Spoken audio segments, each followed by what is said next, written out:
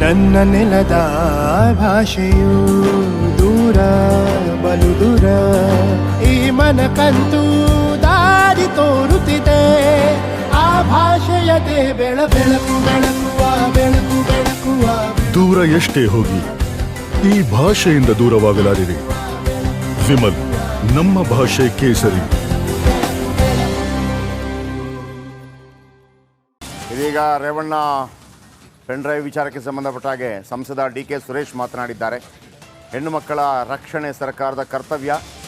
ಸುಮಾರು 500ಕ್ಕೂ ಹೆಚ್ಚು ಇಂಥ ವಿಡಿಯೋಗಳಿವೆ ಅನ್ನುವಂಥ ಹೇಳಿಕೆ. ಜೊತೆಗೆ ಆ ವಿಡಿಯೋಗಳು ನಿಜ ಅನ್ನೋದನ್ನು ರೇವಣ್ಣ ಒಪ್ಕೊಂಡಿದ್ದಾರೆ ಅನ್ನುವಂಥ ಒಂದು ಬಾಂಬ್ ಸಿಡಿಸಿದ್ದಾರೆ. ಅದು ಹಳೇದು ಅಂತ ಹೇಳಿದ್ದಾರೆ.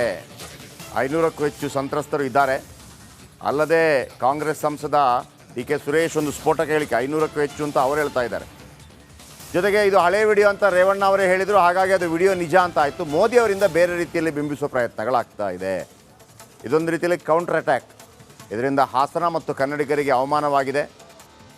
ಪ್ರಜ್ವಲ್ ರೇವಣ್ಣ ಪೆನ್ ಡ್ರೈವ್ ಕೋಲಾಹಲಕ್ಕೆ ಇದೀಗ ಉರಿಯೋ ಬೆಂಕಿಗೆ ತುಪ್ಪ ಸುರಿದಿದ್ದಾರೆ. ಡಿ.ಕೆ. ಸುರೇಶ್, ಹೆಣ್ಣು ಮಕ್ಕಳ ರಕ್ಷಣೆ ಸರ್ಕಾರದ ಕರ್ತವ್ಯ, 500ಕ್ಕೂ ಹೆಚ್ಚು ಸಂತ್ರಸ್ತರಿದ್ದಾರೆ ಅಂತ ಹೇಳಿದ್ದಾರೆ. ಕೇಳಿಸ್ಕೊಳ್ಳಿ. ಕೂಡ ಗೊತ್ತಿತ್ತು ಇದಕ್ಕೆ, ಆದರೆ ಪ್ರಧಾನಮಂತ್ರಿಗಳಿಗೂ ಕೂಡ ಗೊತ್ತಿತ್ತು, ಪ್ರಧಾನಮಂತ್ರಿ ಕಾರ್ಯಾಲಯಕ್ಕೂ ಕೂಡ ಗೊತ್ತಿತ್ತು. ಇದಕ್ಕೆ ನೇರ ಹೊಣೆಗಾರರು ಪ್ರಧಾನಮಂತ್ರಿಗಳಾಗ್ತಾರೆ. ಜೊತೆಗೆ ಅವ್ರ ತಂದೆ ರೇವಣ್ಣವರು ಕೂಡ ಒಪ್ಕೊಂಡಿದ್ದಾರೆ ಇದು ಹಳೆ ವಿಡಿಯೋ ಅಂತೇಳಿ. ಹಾಗಾಗಿ ಇದ್ರ ಬಗ್ಗೆ ಯಾರು ಏನು ಅನ್ನೋದಕ್ಕಿಂತ ಸಂತ್ರಸ್ತೆಯರ ಹಾಸನ ಜಿಲ್ಲೆಯ ಹೆಣ್ಣು ಮಕ್ಕಳ ರಕ್ಷಣೆಯನ್ನು ಮಾಡಬೇಕಾಗಿರ್ತಕ್ಕಂಥದ್ದು ಸರ್ಕಾರದ ಮೊಟ್ಟ ಮೊದಲ ಕರ್ತವ್ಯ. ಅವರಿಗೆ ರಕ್ಷಣೆ ಕೊಡಬೇಕು.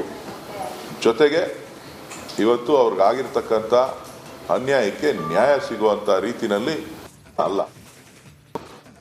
ಆದರೆ ಪ್ರಧಾನಮಂತ್ರಿಗಳಿಗೂ ಕೂಡ ಗೊತ್ತಿತ್ತು, ಪ್ರಧಾನಮಂತ್ರಿ ಕಾರ್ಯಾಲಯಕ್ಕೂ ಕೂಡ ಗೊತ್ತಿತ್ತು. ಇದಕ್ಕೆ ನೇರ ಹೊಣೆಗಾರರು ಪ್ರಧಾನಮಂತ್ರಿಗಳಾಗ್ತಾರೆ. ಜೊತೆಗೆ ಆ ದೇವೇಗೌಡರ ಮಾಜಿ ಪ್ರಧಾನಮಂತ್ರಿಗಳ ಕುಟುಂಬ ಕೂಡ ಇದಕ್ಕೆ ನೇರ ಹೊಣೆಗಾರರು. ಯಾಕೆ ಅಂತಂದರೆ ಅವ್ರಿಗೆ ಗೊತ್ತಿದ್ದದನ್ನು ಮುಚ್ಚಿಟ್ಟು ಇವತ್ತು ಜನರ ಮುಂದೆ ಇವತ್ತು NDA ಅಭ್ಯರ್ಥಿಯಾಗಿ ಮಾಡಿ ಇವತ್ತು ಇಡೀ ದೇಶದಲ್ಲಿ ಕರ್ನಾಟಕಕ್ಕೆ, ಹಾಸನ ಜಿಲ್ಲೆಗೆ, ಕರ್ನಾಟಕದ ಕನ್ನಡಿಗರಿಗೆ ಅವಮಾನ ಆಗುವಂಥ ರೀತಿಯಲ್ಲಿ ಇವತ್ತು ಪ್ರತಿಬಿಂಬಿಸ್ತಾ ಇರ್ತಕ್ಕಂಥದ್ದು. ಯಾರೇ ಆಗಲಿ ಶಿಕ್ಷೆ ಅನುಭವಿಸ್ಲಿ ಅಂತಕ್ಕಂಥದ್ದು ಭಾಳ ಸುಲಭದ ಮಾತು. ಆದರೆ ಗೊತ್ತಿದ್ದಂಥ ವಿಚಾರವನ್ನು ಮುಚ್ಚಿಕ್ಕಿರ್ತಕ್ಕಂಥದ್ದು ಮಹಾ ಅಪರಾಧ.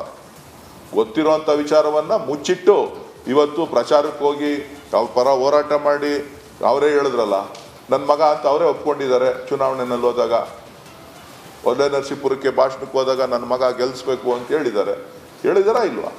ಸೊ ಇವತ್ತು ಬಂದ್ಬಿಟ್ಟು ನನಗೂ ಇದಕ್ಕೂ ಸಂಬಂಧ ಇಲ್ಲ ಅಂತಕ್ಕಂಥದ್ದು ಎಷ್ಟು ಸರಿ ಅಂತಕ್ಕಂಥದ್ದು. ಯಾರೇ ಆಗಲಿ ಶಿಕ್ಷೆ ಅನುಭವಿಸ್ಲಿ ಅಂತಕ್ಕಂಥದ್ದು ಭಾಳ ಸುಲಭದ ಮಾತು. ಆದರೆ ಗೊತ್ತಿದ್ದಂಥ ವಿಚಾರವನ್ನು ಮುಚ್ಚಿಕ್ಕಿರ್ತಕ್ಕಂಥದ್ದು ಮಹಾ ಅಪರಾಧ. ಗೊತ್ತಿರುವಂಥ ವಿಚಾರವನ್ನು ಮುಚ್ಚಿಟ್ಟು ಇವತ್ತು ಪ್ರಚಾರಕ್ಕೆ ಹೋಗಿ ಅವ್ರ ಪರ ಹೋರಾಟ ಮಾಡಿ, ಅವರೇ ಹೇಳಿದ್ರಲ್ಲ